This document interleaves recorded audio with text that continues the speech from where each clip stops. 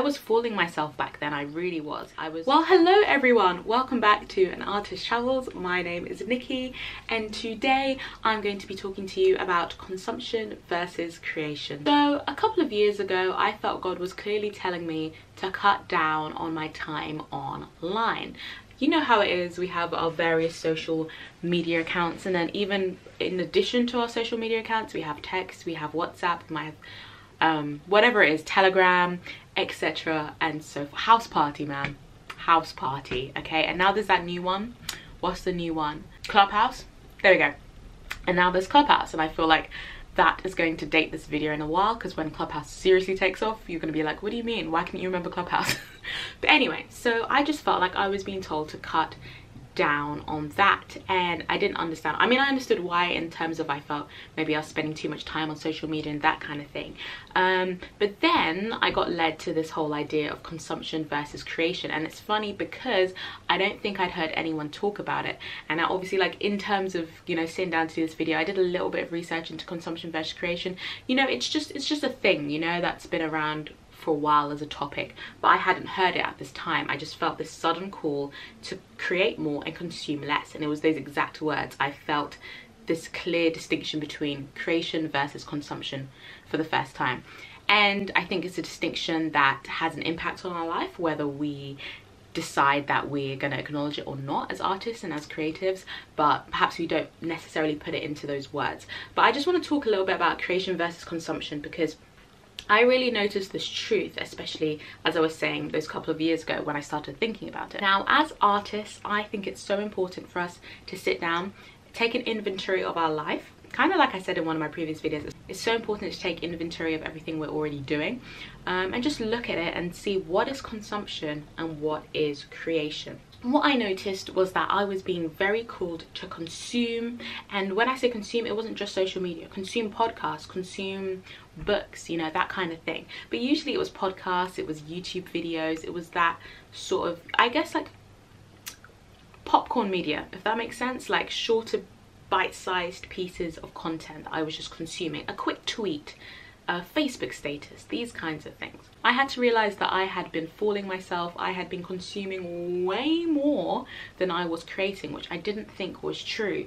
And I think as creatives, for those of us who do this, who create art as a living, we can tend to think, oh, we create so much art and, you know, we don't consume as much. But I was fooling myself back then. I really was. I was spending so much time just consuming popcorn-sized media, and it wasn't good. So I decided to put that time more into creation. Now, creation is harder, I think, than consuming. It requires you to use your brain in a very, very different way. It requires a bit more stillness and time. It requires brain energy, and I think that's why we procrastinate creating and we decide to consume instead. Consuming is nice. Consuming can be very passive.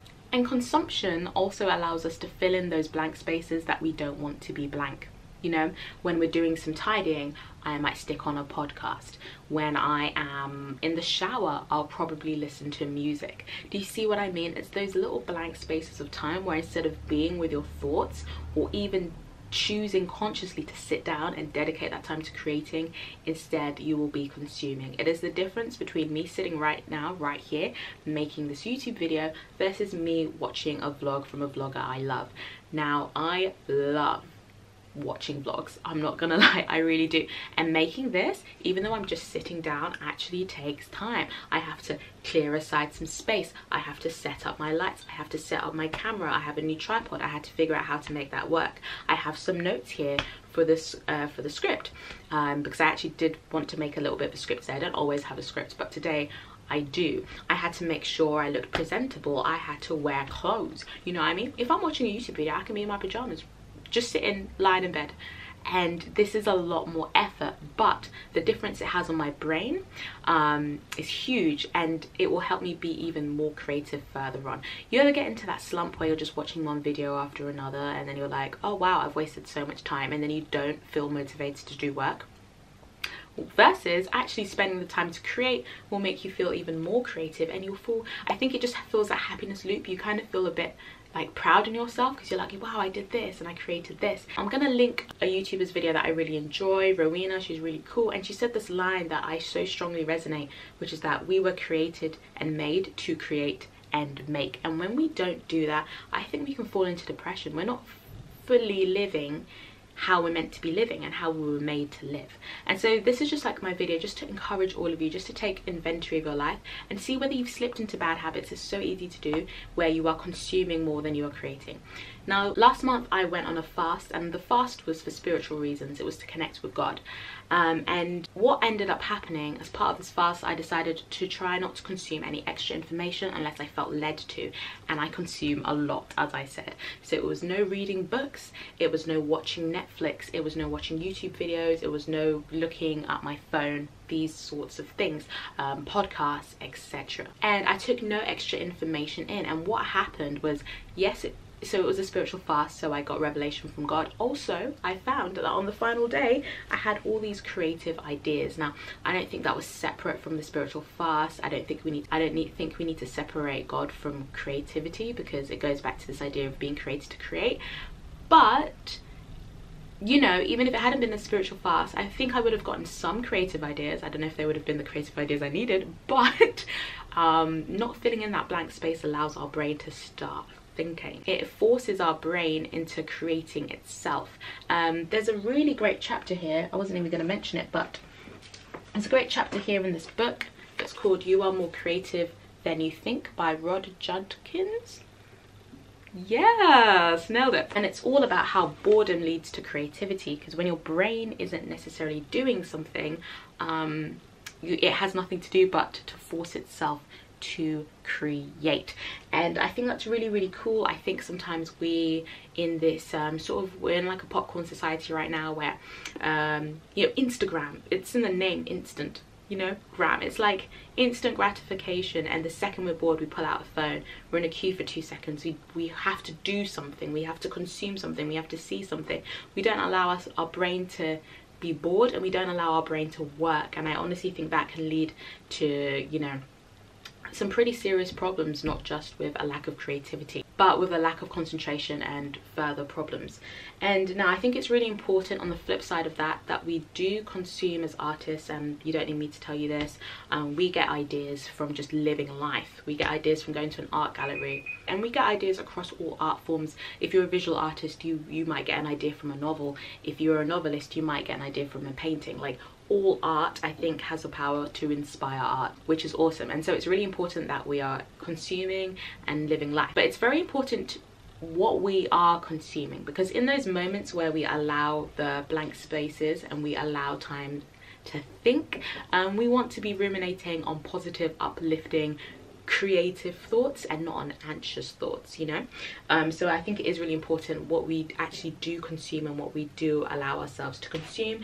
And you know, I do think that if we are consuming more of these like popcorn media is what I'm calling them, and we're feeding on fearful thoughts, and we're feeding on fearful images, and we're not being intentional on what we're feeding on, when we do have those moments of like silence, I think we can begin to ruminate on more anxious thoughts, and it's not pleasant. I watched a fascinating video, and I don't know how accurate this is.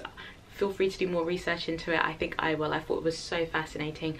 Someone I've watched for years was talking about how she was trying to find her passion, and you know, I've been watching her over years, sort of like, you know, studying and then leaving studies and then trying to figure out what she wants to do with her life, and just seeing her hit this wall of where do I go next.